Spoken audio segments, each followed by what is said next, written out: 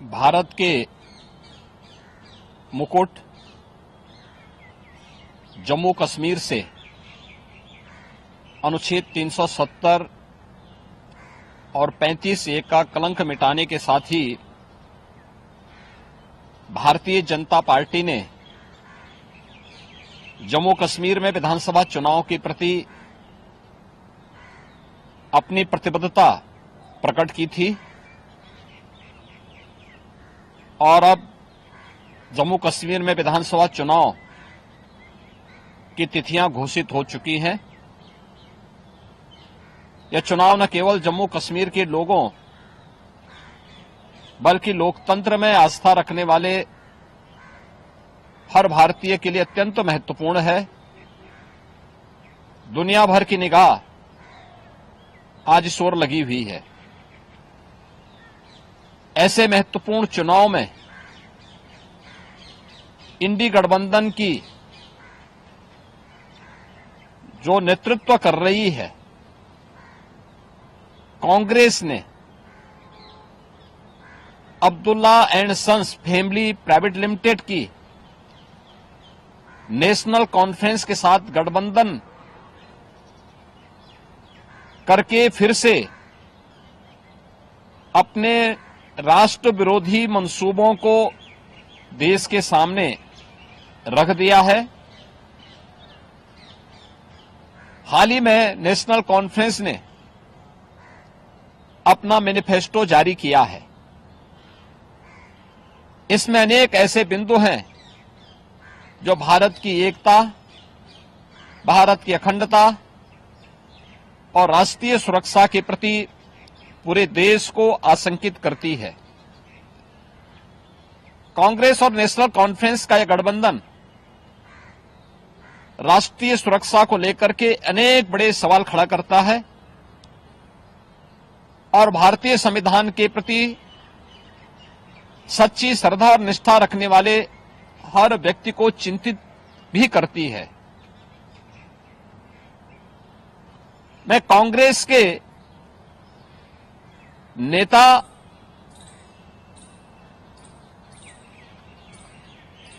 श्री राहुल गांधी से पूछना चाहता हूं कि क्या कांग्रेस नेशनल कॉन्फ्रेंस के जम्मू कश्मीर में फिर से अलग झंडे की घोषणा का समर्थन करती है? क्या राहुल गांधी और कांग्रेस पार्टी धारा 370 और आर्टिकल 35(a) को वापस लाकर जम्मू कश्मीर को फिर से अशांति और आतंकवाद के युग में धकेलने के जम्मू कश्मीर नेशनल कॉन्फ्रेंस के घोषणा का समर्थन करती है? क्या कांग्रेस जम्मू कश्मीर के युवाओं के बदले पाकिस्तान के साथ वार्ता करके फिर से अलगाववादी ताकतों का समर्थन करती है? क्या कांग्रेस पार्टी और राहुल गांधी पाकिस्तान के साथ एलओसी ट्रेड शुरू करने के नेशनल कॉन्फ्रेंस के निर्णय से फिर से बॉर्डर पार से आतंकवाद और उसके इकोसिस्टम को पोषण करने का समर्थन करती है? क्या कांग्रेस आतंकवाद और पत्थरबाजी की घटनाओं में शामिल उन उपद्रवियों के परिजनों को फिर से सरकारी नौकरी में बहाल करके आतंकवाद, दहशतगर्दी और बंद के दौर को फिर से लाने का समर्थन करती है? इस गठबंधन से कांग्रेस का आरक्षण विरोधी चेहरा भी देश के सामने आया है।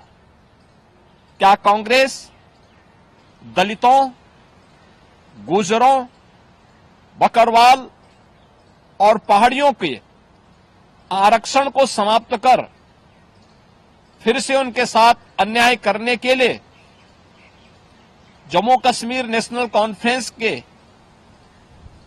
वायदे का समर्थन करती है? क्या कांग्रेस चाहती है कि शंकराचार्य पर्वत, तख्त सुलेमान और हरि पर्वत कोहे मारन के नाम से जाने जाएं? क्या कांग्रेस जम्मू कश्मीर की अर्थव्यवस्था को एक बार फिर से भ्रष्टाचार की आग में झोंककर पाकिस्तान समर्थित गिने चुने परिवारों के हाथों में सौंपने का समर्थन करती है? क्या Congress party Jammu Kashmir national conference के जम्मू और घाटी के बीच भेदभाव की राजनीति का समर्थन करती है? क्या कांग्रेस और राहुल गांधी कश्मीर को ऑटोनॉमी देने की जम्मू कश्मीर नेशनल कॉन्फ्रेंस की विभाजनकारी नीतियों का समर्थन करती है? आजादी के बाद जम्मू कश्मीर के लोगों के ये कथित स्वयंभू भाग्य विधाता बन बैठे नेताओं को गुमराह कर नौजवानों को अलगाववादी साजिश का मोहरा जिन लोगों ने बनाया था, उनके हाथों में पत्थर और AK-47 इन लोगों ने पकड़ाई थी। आज आदरणीय प्रधानमंत्री जी के नेतृत्व में जब जम्मू कश्मीर के नौजवानों के हाथों में फिर से टैबलेट और उन्हें स्किल डेवलपमेंट के साथ जोड़ करके उन्हें रोजगार उपलब्ध कराया जा रहा है, नौजवानों को गुमराह करने वालों के लिए अब जम्मू कश्मीर में कोई जगह नहीं है, ये सब जानते हुए जो सपना सरदेव अटल जी ने देखा था जम्मू कश्मीर के लिए, इंसानियत, जमहूरियत और कश्मीरियत का, उन मूल्यों और उन सिद्धांतों के आज निकले प्रधानमंत्री मोदी जी ने उन सपनों को साकार करके दिखाया है। जम्मू कश्मीर को जागीर समझने वाले पाकिस्तान परस्त ठेकेदार और वहां की कथित लीडरशिप ने कभी सोचा नहीं कि नफरत की फसल काटने वाली उनकी सियासी जमीन सदा के लिए अब बंजर हो चुकी है। कोई ऐसी सरकार भी आएगी जो अनुच्छेद 370 को समाप्त करेगी, यह इन लोगों को आज हजम नहीं हो रहा है। अनुच्छेद 370 की समाप्ति के बाद जम्मू कश्मीर की आबोहवा बदल चुकी है, मुद्दे बदल चुके हैं। आतंकवाद और अलगाववाद का मुद्दा चुनाव की धारा में सदा के लिए विलीन हो चुका है। अब वहां विकास, रोजगार और पहचान की बात हो रही है, तो स्वाभाविक रूप से वोट के इन सौदागरों को कैसे अच्छा लग सकता है। और कांग्रेस का यह दुरभिसंधि कांग्रेस से इन प्रश्नों को पूछने के लिए हमें मजबूर करता है। और इसीलिए मैं कांग्रेस के नेता से राहुल गांधी से पूछना चाहूंगा कि वह देश के सामने इन प्रश्नों का जवाब दें।